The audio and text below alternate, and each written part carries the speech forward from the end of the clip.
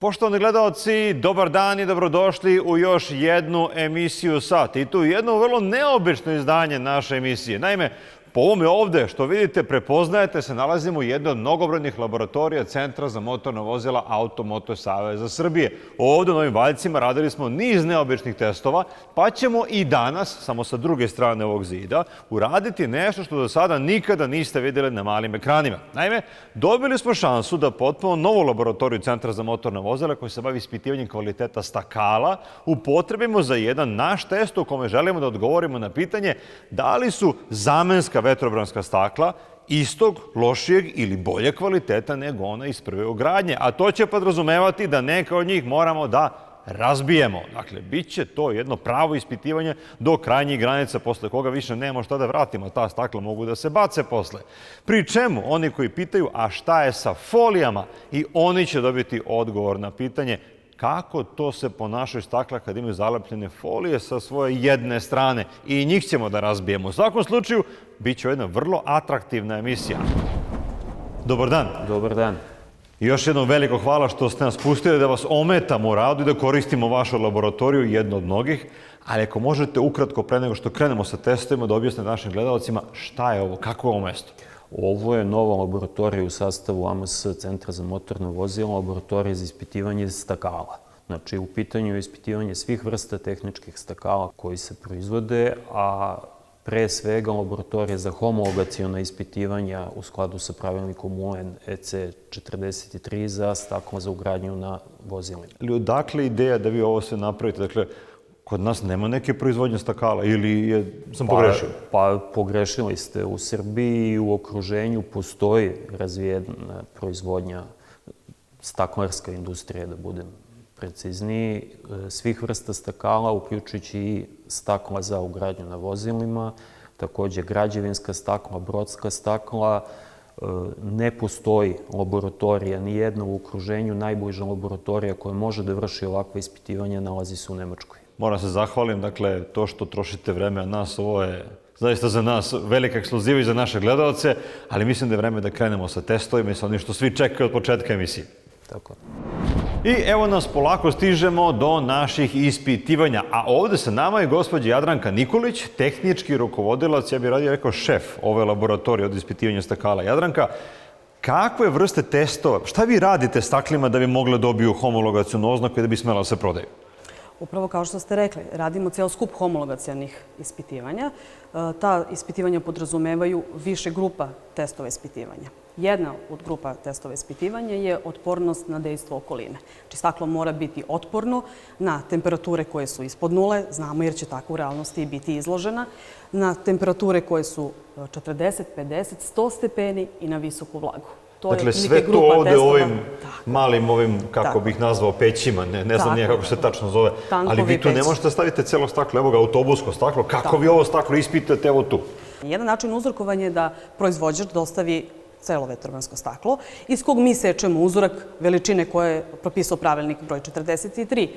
Drugi način uzorkovanja je da proizvođač pripremi već namenske uzorke koje prođu u proizvodnju na identičan način onako kako bi prošao vetrobran. Znači, isti proizvodni uslovi. Vi praktično ovo stavljate, onda sve zagravate ga na plus 50. Tako je, da li se radi o temperaturi u minusu, znači o zamrzivaču, sušnici ili tanku, jeste gde se vlaga to objašnjava zašto mi danas nećemo proći baš sva ispitivanja, jer smo mi morali da uzmemo vetrobrane direktno iz prodaje, dakle imamo te koje imamo i ne možemo da sebi priuštimo da imamo više komada pa da ih vi sečete, tako da ovo ispitivanje, nažalost, nećemo moći da vidimo. Šta je ovo ovde? Dakle, vidimo ovu skalameriju, vidim gore neku cevku koja seže visoko. Tako, ovo je druga grupa testova, takođe obuhvaćena pravilnikom 43 obaveznih testova. To su testovi mehaničke čvrstoće stakla. Dakle, razbijamo staklo, to ćemo danas da radimo. Tako je, to ćemo da radimo. To su vrlo interesantni testovi. Za ispitivanje mehaničke čvrstoće stakla koriste se dve čelične kugle. Jedna je težine 227 grama, tako je, jedna je 2 kilograma 260 grama. Pušta se sa visine 9 metara i niže, znači propisane su visine pravilnikom 43, inače sam toranj je 13 metara visine. Ovde vidim kolega vaš stoji iz ovim projektorom, staklo je postavljeno na ovu skalameriju. Kakav je ovo test? Ovo je jedan od testova iz grupe optičkih ispitivanja. Konkretno ovaj test pokazuje optičko izobličenje. Šta to znači? Praktično vetrobransko staklo koje ugrađujemo na vozilo, u ovom slučaju je to automobilsko staklo, stavljamo na ugao ugradnje. Simuliramo da je staklo ugrađeno na automobil. Tačno kao da stoji na automobilu. Budemo sa one strane vozača i praktično gledamo da li se kroz staklo vidi u razmeri 1:1 onako kako zaista vozač i treba da vidi. Ono što ćemo i danas ispitivati jesu vetrobranska stakla za Opel Astru, evo ovde je jedna oznaka. Ovo je zamensko staklo, dakle ovde piše Lemson, tamo nam je Nordglass kao drugo zamensko staklo, imamo Pilkington koji je zapravo staklo iz prve ugradnje. Pa ćemo zajedno da vidimo da li zamenska stakla, koja je nešto čak i jeftinije koštaju na tržištu, zapravo mogu da pariraju onom originalnom. Na pravom smo mesto da to proverimo, ali tako? Tačno. Ok, krećemo s ovim prvim testom, da vidimo šta kaže ovaj naš projektor, da li se stakla ponašaju kako treba, da li izobličuju sliku, a onda idemo dalje na sledeće testo.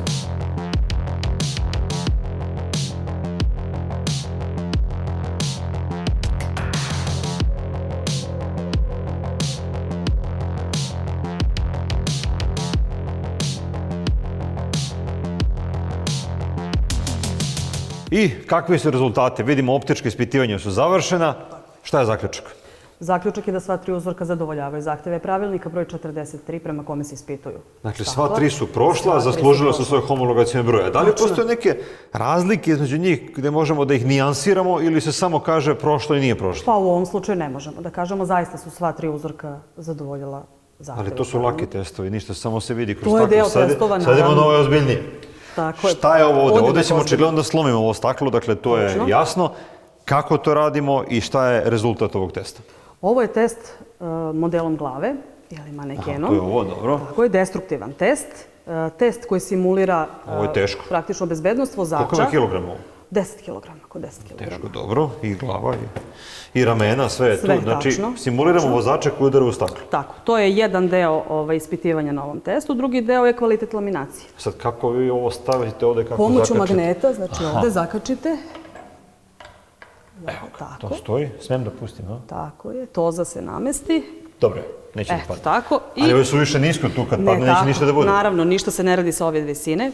Maneken se podiže na visinu od 1,5 m. Aha, ovaj mehanizam ide gore. Tako je, ide gore i pušta se slobodnim padom. Znači, udar je slobodnim I padom. ako staklo ne ispunjava propise, šta će se desiti? Praktično treba maneken da prođe kroz... Onda znamo da To je jedan od nije kvalitetna nepovoljnih folija položaja. između dva Tako sloja je. stakla. Ovim testom utvrđujemo kvalitet laminacije. To je jedan od To uslova je suštinski zapravo element bezbednosti za mene kao vozača. Tačno, folija daje staklu elastičnost, jer se adhezijom vezuje u postupku laminacije u samoj proizvodnji stakla. Folije i staklo se vezuju jedan za drugo. Zapravo je to sendvič. S jedne strane staklo, s druge strane staklo, u sredini je polivinil butiralna folija koja drži oba sloja stakla. To znači, i ako nešto udari s polja u staklo, ono se neće raspasti, neće ostati u jednom komadu. Tačno. Fragmenti ostanu zalepljeni za foliju i šta zapravo oni omogućavaju vozaču? Da vi bezbedno zaustavite vozilo ili stignete do neke odrednice gde možete bezbedno da zaustavite vozilo. Ok, dakle- Omogućava vidljivost. Da zaključimo, ovaj test će vam pokazati da li su naši uzorci bezbedni. Tačno. Ok, onda da počnemo. Ajde. Da lomimo nešto danas. Tačno.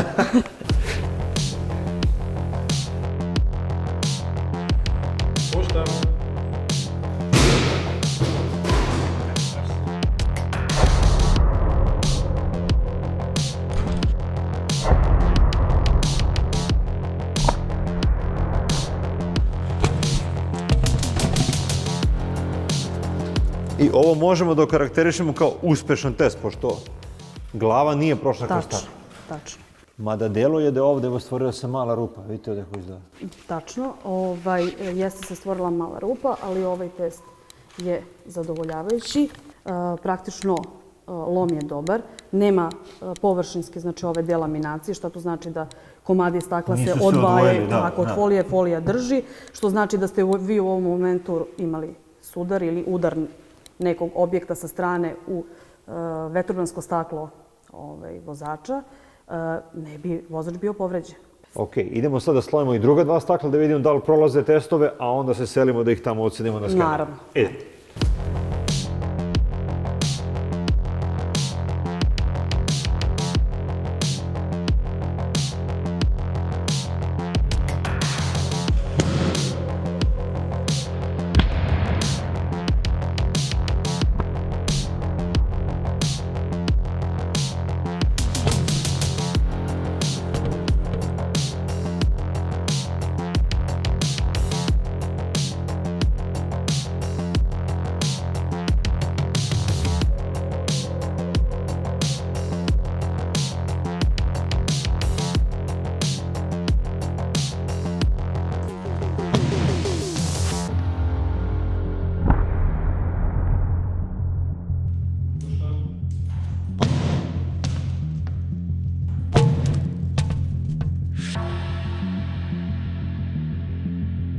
Sva 3 stakla smo razbili i sad je vreme za analizu, da vidimo koje ispunjava propise, koje možda ne i koje od koga bolje.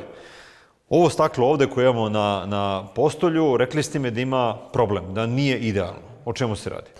Evo, kod ovog stakla je problem su koncentrični krugovi. Znači, sam udar je dobar, nemamo ogoljene folije. Nije probijeno, tako je, ali imamo samo jedan koncentrični krug koji je na udaljenosti skoro 20 cm od centra udara. Zašto je to problem? Mislim, 20 cm, ok, ali staklo nije puklo. Evo, pogledajte da ste vi sada vozač i da je se ovakvo fragmentiranje stakla desilo prilikom vožnje.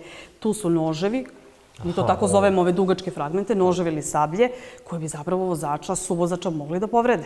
Dobro, a da bi staklo ispunilo propise, kako ovo mora da izgleda? Kada bi prvi koncentrični krug bio recimo na 8 cm od mesta udara, onda i dalje se širili koncentrični krugovi. Kao kad se kamen baci u vodu. Tačno, kao kad kamen bacite u vodu ili paukova mreža. To znači da onda staklo ispunjava propise. Jer ovi segmenti koji mogu da otpadnu zapravo su suviše mali i pretpostavljam da manje vjerojatnoće povrede. Jeste. Šta to u praksi znači? Ovo staklo koje nije probijeno, da li na osnovu ovog izgleda možete da kažete da ispunjava standarde ili ne ispunjava? U ovom slučaju, pošto imamo samo jedan uzorak, reći ćemo da ne ispunjava. Ali i da imamo više, ukoliko bi svi bili isti, mi bi rekli da ovo staklo ne ispunjava zahtjeve pravilnika. Ovo je staklo marke Pilkington. Dakle, ovo bi trebalo da je staklo adekvatno za prvu ugradnju u Opel Astru za koje je namenjeno ovo samo staklo. Ovde piše E1. Dakle, gde je homologovano staklo? Staklo je homologovano u laboratoriju u Nemačkoj, pošto jedinica pripada državi Nemačkoj. Ni Nemci više nisu što su bili. Čim puštaju ovako da prođe? Dobro, to neću reći. A kako je moguće da staklo ovako... Pa evo, isto kao i kod nas u laboratoriji. Mi se bavimo istim testiranjima kao i Nemci. To su jednoobrazni uslovi za ispitivanje. Vi donesete kao proizvođač stakla uzorak kod nas u laboratoriju. Mi ih podvrgnemo svim testovima, poštujemo pravilnik 43 i kažemo da su ispunili. I vi dobijete mogućnost da stavljate taj pečat i vi krećete u proizvodnju. Šta se onda dešava? Ova laboratorija je dobila dozvolu i za kontrolu saobraznosti proizvodnje. Šta znači sama reč saobraznost? Uvek u istom ili sličnom kvalitetu svaki uzorak koji vi prodate na tržište. Dakle, dalje u proizvodnji vi možete kontrolišete uzorak i kaže da li kvalitet ostaje isti. Između ostalog i proizvođač mora. Da tako nešto ovde nije do kraja urađeno, odnosno da ovo staklo ima neki problem. Ok, ovo smo ustanovili da ne bi prošlo. Šta je sa ovim staklom? Vidim i ovde da ovaj krug koncentrični postoji, ali on dosta daleko. Vidim da je nepravilan. Ovde je bliže, ovde je dalje. Da li ovo staklo ispunjava propise? Ovo staklo bi također rekli da ne ispunjava propise. Jeste da nema ogoljenih površina, nemamo komade preko 20 cm koji otpadaju i prave te ogoljene površine, ali opet imamo vrlo sličnu situaciju kao na prvom uzorku, kao što možete vidjeti sami. Dugačke ove mačeve. Jeste. Prvi koncentrični krug je na nešto manje, između 12 i 17 centimetara, tamo je bilo čak i preko 20 centimetara i opet je ista priča kao i za prvi uzorak. Ovo je brand Nord Glass, dakle to smo vidjeli pre nego što smo ga stavili ovako naopako. Treće staklo koje smo slomili, odnosno prvo po redu lomljanja, ovo sad treće kako gledamo, ovde postoji jedna mala rupa. Dakle, maneken nije prošao, ali evo probio je foliju, na druga dva nije probijena folija. Folija je tu, možete opipati noktom. Znači, ovo je samo otpo fragment stakla. Folija je tu, znači nazire se, evo noktom ja kačem foliju između, ali je otpo fragment. Fragment ne sme, znači folija ne sme biti ogoljena više od 20 cm, kako pravilnik kaže. Ovde nemamo taj slučaj. Imamo lepe, pravilne koncentrične krugove. Baš kao da smo kamen bacili. I ovde imamo jedan dobar, tačno, evo ili paukova mreža, kako smo rekli. Znači, ovde imamo jedan pravi lom, onako kako bi mi uvek voljeli da vidimo. Tako treba da izgleda. Evo da piše da je ovo staklo marke Lemson, dakle ono može da prođe sva ispitivanja do ovog trenutka. Da, u ovom segmentu prolazi ispitivanje. Sad, pomenuli smo foliju. Folija je u sredini između dva sloja stakla i njen zadatak je, pretpostavljam, da zadrži da se komadi stakla ne raspodaju, staklo ostane uvek celo. Folija nema samo zadatak da drži ove fragmente. Folija daje elastično staklo. Znači, prosto kad nešto udari u staklo, ona odradi... Hajde probamo ovdje, evo uzorak, vidimo kako bi izgledalo elastičnost ovog stakla. Evo na nekom cijelom delu. Znači, ono puca, ali ostaje cijelo. Tako je. Znači, sile adhezije koje se javljaju između folije i stakla, to su međumolekularne sile koje vezuju staklo i PVB foliju, su dobre. Ali staklo ostaje cijelo. Tako je, ali postoji... Nešto malo jače, da?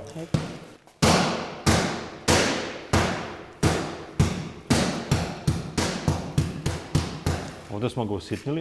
Ja ali znam, dalje stoji tu. ovo nam sada kaže da je folija elastična, to osjećate, a da je staklo krto. Da. Jer čujete po zvuku da se nešto u procesu, znači folija adekvatno uložena, nešto u procesu proizvodnje stakla bilo problematično. Tako je. Ali ovakva su sva vetrobranska stakla na automobilima koji su moderne proizvodnje. Tako je. To znači je da taj ako sklop. bi se nešto desilo, će sigurno ostati celo, ma koliko da ispuca. Tačno. Ukoliko je prošlo sva homologaciona ispitivanja, dobilo homologacionu oznaku, pretpostavka je da će sa velikom verovatnoćom na ovakav Ajde način. probamo do kraja da ga probijemo. Samo pazite. Evo koliko će da bude otporno. Evo. Eto, vidite. Sada smo probali. To se zove probijanje, znači kada samo otpadne fragmenta, ostane folija, je ogoljenje. Evo. Ali mi ju vidite ovde, čak jako teško Znači, evo je dobijamo folija. ogoljenje, jel vidite? Da, ali bukvalno kao žvaka između. Tako je. Znači, to je ta zapravo bezbednostna folija. Tako je. Ok, to mi je jasno. E sad, ja sam pitao šta stakla mogu da izdrže, pomenuli ste još jedan test sa kuglom, pa ja predlažem da nam pokažete nekom drugom uzorku koji ne učestvuje u uporednom testu da vidimo kako će to da izgleda. Izvolite. I sad imamo jedan ozbiljan kamen, jel tako? Tako je. Metalna kugla, koliko je ovo teško? 227 grama. Malo pre smo ispitivali šta se događa kad staklo udari čovek iznutra, a ovo je test kad ga nešto udari iz polja. Tačno. Evo, stavljamo ovde.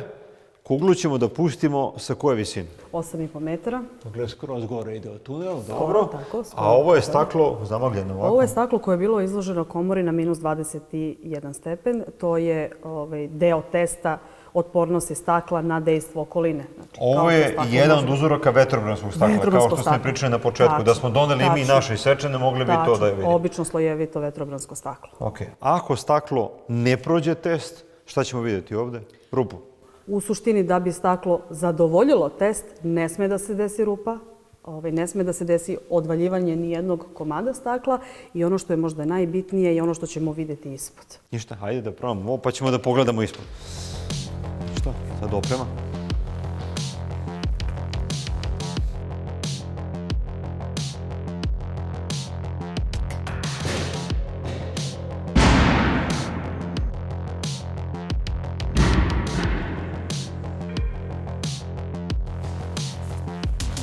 I nije ga probilo. Celo. Da. Dakle, ovo staklo je položilo svoj ispit. Jeste, tačno. Nemamo odvaljen deo stakla, ajte da tako srpski kažem. Znači, Tačno se vidi gde bi udarac na kugli. tačno, kugla nije prošla i ono što sada sledi je merenje otpada. Znači, Kako se to meri ovo sad? evo, vidjet ćete, znači skloni se uzorak. Ja, možemo zamoliti vaše kolege Može, da nam pomognu. naravno. Da samo sklonimo uzorak, odlično. Ako Zdravko dođi, znači kada slonimo uzorak, vidite da imamo unutra otpad. Aha, ovi staklići koji Tako ostaju, je. da. Dobro.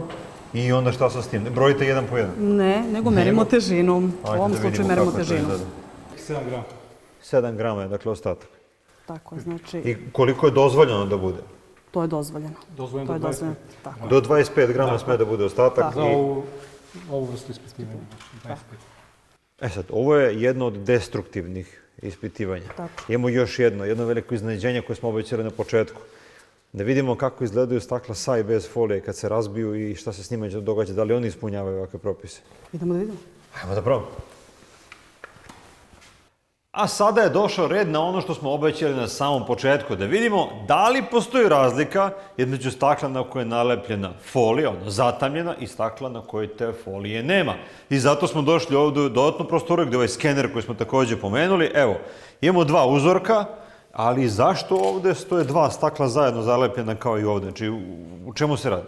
Pa ovako, ovo je test ispitivanja fragmentacije stakla. Dobro. Zašto lepimo staklo za staklo? Znači, kaljeno staklo, kada polomimo, ono fragmentira u sitne fragmente i rasprasne se praktično.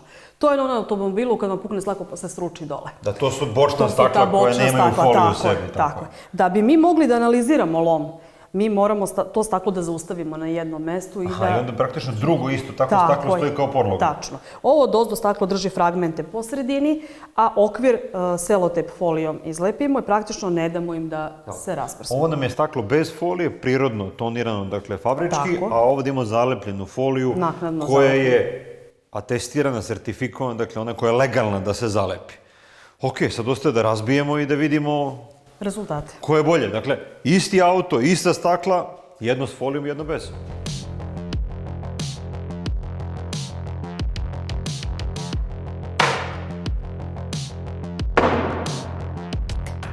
Evo ga, razbijeno prvo staklo, ovo je staklo bez folije i sad stavljamo u funkciju skenera, jel tako? On sad treba da, praktično da izbroji koliko tu ima ovih staklića sitnih. Tačno. Evo da vidimo kako to funkcioniše. Ovo je jedan automatizovan proces gde praktično ovim skenerom dobijamo kompletnu jednu analizu stakla po svim pravilima pravilnika 43 A kako ste zahtevima. vi radili to dok nije bilo skenera? Ručno. Dakle, ovako jedno po jedno ovo brojim. Tako je. Šta treba da se desi pa da ovo staklo ne ispuni standard, odnosno kako izgleda dobro staklo, kako izgleda loše staklo? Dobro staklo će imati više od 40 fragmenata u polju 5x5 cm. Ne sme da budu veliki komadi. Tako je.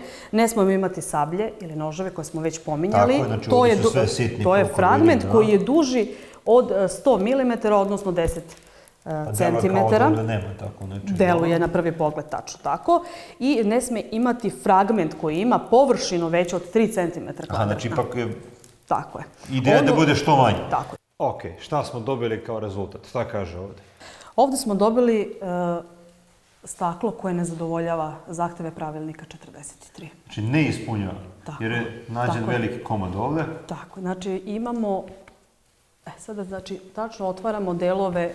Aha, skener je pronašao jedan komad koji ne ispunjava. Bez da su svi ovi drugi dobri, po ovome ne ispunjava. Zato što evo vidite da imamo dužinu od 16, imamo dužinu 16 mm, a broj fragmenata nam je 406. Dobro, to je u redu, imamo više od 40. Ali zbog tog jednog... Velikih fragmenata, znači jednostavno, mi sad idemo kroz sliku, praktično vidimo sve fragmente. Gde su ti loši fragmenti? Tako je, vidite, najduži fragmenti, najveći po površini fragmenti, dobijamo sve podatke koji su praktično neophodni da se staklo oceni.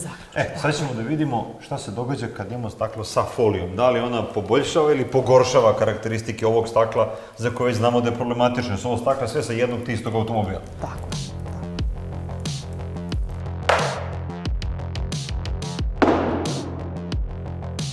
Ok, da vidimo šta nam kaže staklo sa folijom. Evo ga ovdje skrckano dobro. Ne vidi se iz daljine da je puklo, ali svi oni komadići su tu. Ništa, hajdemo, skener. Kako će da to očita? Znači ovdje deluje kao da su zaista svi veoma sitni. Nešto bolje nego ono malo pre što smo imali.